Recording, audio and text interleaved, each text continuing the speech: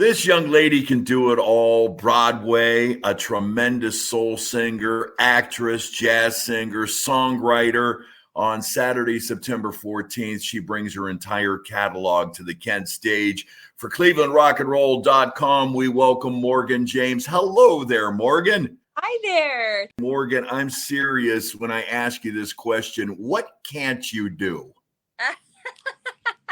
Well, it's funny because I'm in Cleveland right now, actually, and I just finished a show that had it was a combination of symphony and circus. It was I saw some new skills that I might want to learn, and we'll see if I can do any of those. I absolutely love your style. And just like guitar players who overplay, I think there are singers out there who oversing, but not you. I hope I can describe this properly. You make every note you sing count. So impressive. If you can you describe your style? Wow, that is such a great compliment. That is the highest compliment, because the best singers that I know, the best singers that I admire, they really make every note count, and they don't waste notes. They don't sing things just to be impressive. And I really aspire to that. I aspire to be like the people I admire. I would describe, I think that over the years, I've developed a sound that's my own. Of course, it's always a combination of my influences. It's always got my influences inside of it. But everything I sing, whether I sing a Dolly Parton tune or a Bob Dylan tune or my own song or a soul tune, I think that I sing in a soulful way that sounds like Morgan James. At least I hope that. Yes. And I love singing the blues. I love, the older I get, the more I love the blues and the more I love a slow adult tempo. And but I love singing soulfully. I think that's what I was put on this earth to do. The women that I've listened to the most are Nina Simone, Okay. Aretha Franklin, Mariah Carey, Bonnie Raitt. Yes. And of the jazz greats, I really, really love Nancy Wilson, Ella. I love Sarah Vaughan. I mean, there's so many men: Prince, D'Angelo, Ray Charles, Nat King Cole. Yes. That we really, you have to constantly listen and take more musical information inside, because it's like they say, you are what you eat. So the more great things you ingest in your ears and in your body, hopefully the greater you'll become. How hard is it for you to be a part of a giant Broadway musical or a giant musical on stage, and then it's all you doing the heavy lifting when you're out on a solo tour? It's a completely different kind of stamina.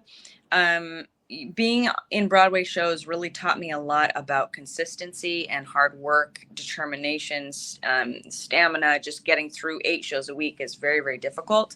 I don't have to deal when I'm in a Broadway show.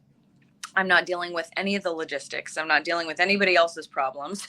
And when I'm doing my own tour, of course, I'm doing all of that at once. And so it's a challenge sometimes. However, at the end of the day, if a show goes well, I really feel the pride of being the boss and the leader. And that's it makes me feel very happy when that goes well. Another pressure question, I guess, but you're a Juilliard graduate, and in sports, that would be like being a top draft pick. Folks Yes. are expecting you to shine right out of the box.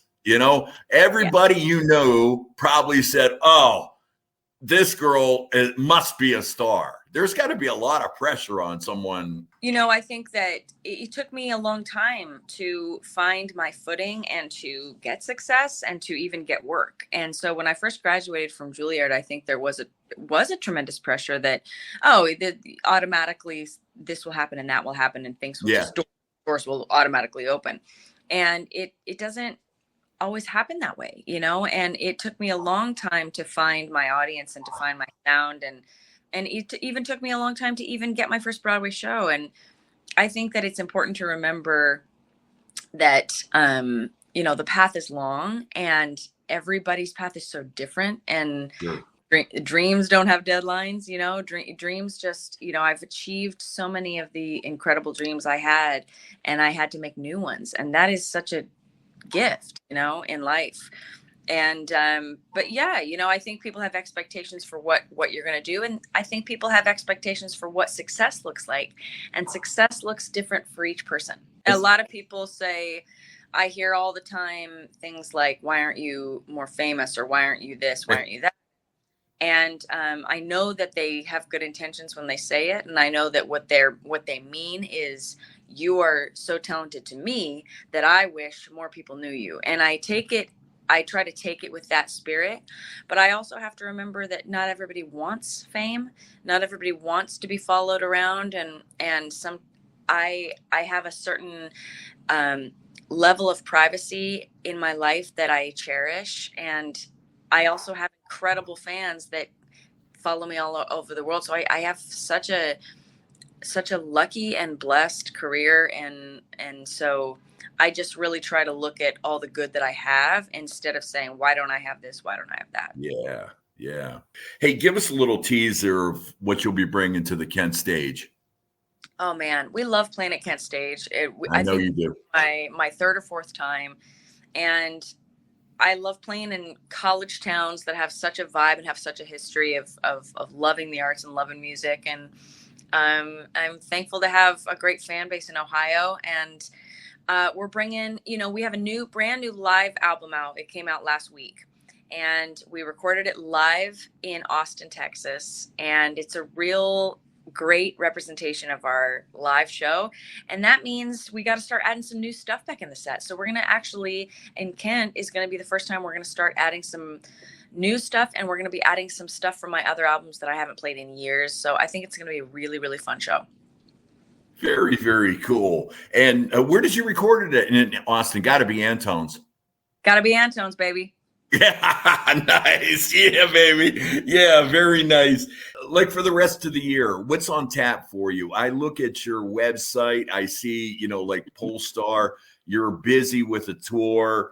It takes you well into 2025 and beyond. Do you have other projects you'll be doing? Well, my tour schedule is, as you know, pretty, it's all over the place. It's not, I'm going from a symphony show to a band show to all over the place. So that keeps me pretty busy, especially because it's a lot of new shows and new material. But I'm already working on the next album. I'm brainstorming, and I'm in the developmental phase of the next album. So I'm sure that I'll be recording that in 2025. And